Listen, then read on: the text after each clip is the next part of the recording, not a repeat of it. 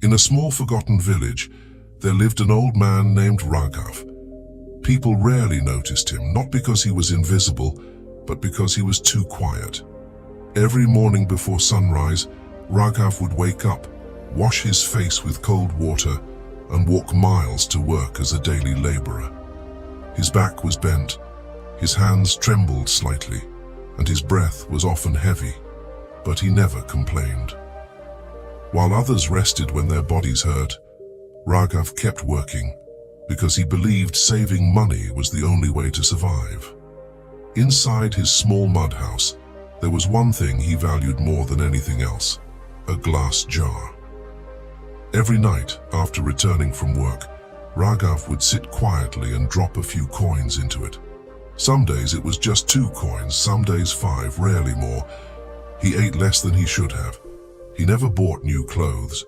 He ignored fever, pain, and hunger. Whenever someone asked him why he didn't rest or eat better, he would smile softly and say, "Money will take care of me one day." The villagers whispered behind his back. They said he lived like a beggar. They said he had no family. They said he was saving for death. But Raghav didn't care, because every night when he held that jar in his hands and felt its weight increase, he felt safe. He felt prepared. Years ago, Raghav was not always like this. He once had a wife, a small home, and a simple but peaceful life. Then illness came quietly. Medical bills slowly took everything he had. His savings vanished. Debts grew heavier. And one day, his wife passed away. That day changed Raghav forever. Standing beside her lifeless body, he made a promise to himself.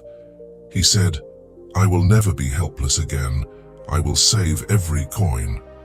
From that moment, money became his protection, his shield, his belief. As the years passed, Raghav's body weakened. His hands cracked from endless labor. His knees hurt with every step. Sometimes his vision blurred and his chest felt heavy, but he ignored it. Medicine cost money. Rest cost time. And both meant fewer coins in the jar. Raghav believed that once the jar was full, life would finally become easier.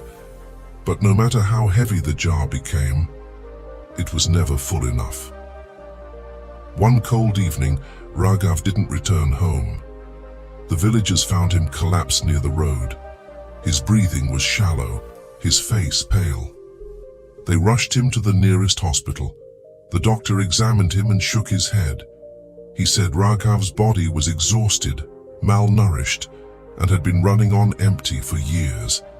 Then the doctor asked a question that made the room silent.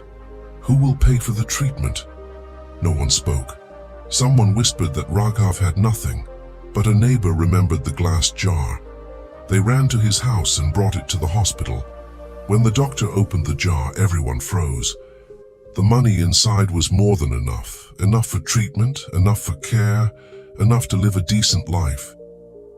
The doctor looked at Raghav and said softly, "You saved money, but you never saved yourself." Raghav slowly opened his eyes. Weakly he asked, "Is the jar safe?" The doctor nodded. Then the doctor asked him, "Why didn't you use this money for your health?" Tears rolled down Raghav's face as he whispered, "I thought money would save me one day." The doctor replied calmly, "Money is meant to support life, not replace it."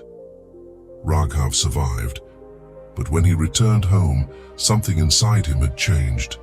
The jar was still there, but it no longer controlled him. He began eating proper meals. He rested when his body asked for it. He bought medicine without guilt. Slowly, the jar became lighter, but Raghav felt richer than he had in years. For the first time in a long time, he smiled without fear. People should save money, and saving is important. But Raghav learned a truth that many people learn too late. Never save money at the cost of your health. Never save money by sacrificing your dignity. Never save money while forgetting to live.